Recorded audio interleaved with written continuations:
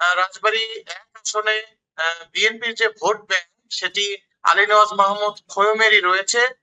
তা আমরা আশা করছি বা জনমত হিসাবে যেটি আমরা তৃণমূল থেকে বুঝতে পারছি, মূল লড়াই হবে বিএনপির প্রার্থী আলী নওয়াজ মাহমুদ খোয়ম এবং জামাতের যিনি প্রার্থী মোহাম্মদ নুরুল ইসলাম, এই দুইজনের মধ্যে। কাজী তানভীর আহমেদ, আপনার কাছে জানতে চাচ্ছি যে রাজবাড়ীর যে দুটো আসন, এর মধ্যে ১ নম্বর আসনে আমরা দেখতে পাচ্ছি যে ৪ জন প্রার্থী আছে। বিএনপির কাজী নেওয়াজ মাহমুদ খয়ুম, উনি অনেক পুরনো রাজনীতিবিদ, একসময় বাম রাজনীতি করতেন, বিএনপি তো আছেন বেশ অনেক বছর এবং বেশ কয়েকবার সংসদ সদস্য নির্বাচিত হয়েছে। ওনার সাথে প্রতিদ্বন্দ্বিতা আসলে কার হচ্ছে, জামাতের নুরুল ইসলাম নাকি অন্য কেউ? আচ্ছা, জি। পদ্মা নদীর তীরবর্তী জেলা আমাদের রাজবাড়ী। রাজবাড়ী জেলার সদর ও কলমদা উপজেলা নিয়ে রাজবাড়ী ১ আসন গঠিত। তো রাজবাড়ী জেলার যে আসন্ন ত্রয়োদশ জাতীয় সংসদ নির্বাচন, এই নির্বাচনে সংসদ সদস্য পদপ্রার্থী রাজবাড়ী ১ আসনে ৪ জন।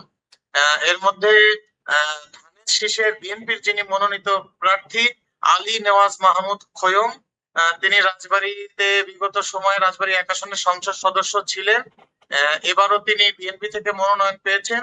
পাশাপাশি বাংলাদেশ জামায়াতে ইসলামী থেকে যিনি মনোনয়ন পেয়েছেন দাঁড়িপাল্লায়, তিনি হচ্ছে অ্যাডভোকেট মোহাম্মদ নুরুল ইসলাম। এই দুইজন ছাড়াও আরো দুইজন আসলে রাজবাড়ী ১ আসনে জাকের পার্টির এবং জাতীয় পার্টির আরো দুইজন করেছেন। রাজবাড়ী ১ আসনে সংসদ সদস্য নির্বাচনে মূলত লড়াই হবে সেটি হচ্ছে যে বিএনপি মনোনীত যিনি প্রার্থী রয়েছেন আলী নওয়াজ মাহমুদ খোয়ম, তিনি হেভি ওয়েট প্রার্থী। পাশাপাশি বাংলাদেশ জামাতে ইসলামের যিনি প্রার্থী রয়েছেন দাঁড়িপাল্লার মোহাম্মদ নুরুল ইসলাম, তিনি রাজবাড়ীতে প্রচার প্রচারণায় বেশ ভোটারদের দ্বারে দ্বারে তিনি সকাল থেকে রাত পর্যন্ত যাচ্ছেন। কিন্তু মূলত রাজবাড়ী ১ আসনে বিএনপির যে ভোট ব্যাংক সেটি আলী নওয়াজ মাহমুদ খোয়মেরই রয়েছে।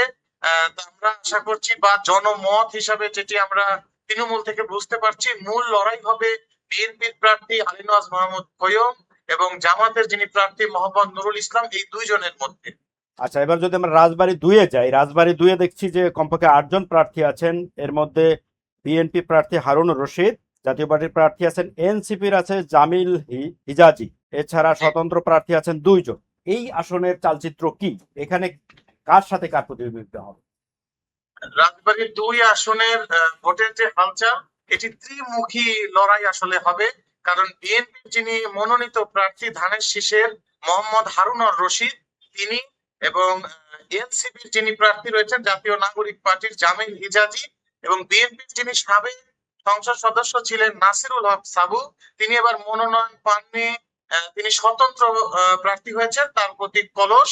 মূলত ত্রিমুখী এখানে ভোটের লড়াই হবে। বিএনপির প্রার্থী, নাগরিক পার্টির প্রার্থী এবং যিনি স্বতন্ত্র বিএনপির আসলে বিদ্রোহী প্রার্থী যাকে বলা যায়, ত্রিমুখী ভোটের লড়াই হবে রাজবাড়ী ২ আসনে। জি, ধন্যবাদ আপনাকে তানভীর।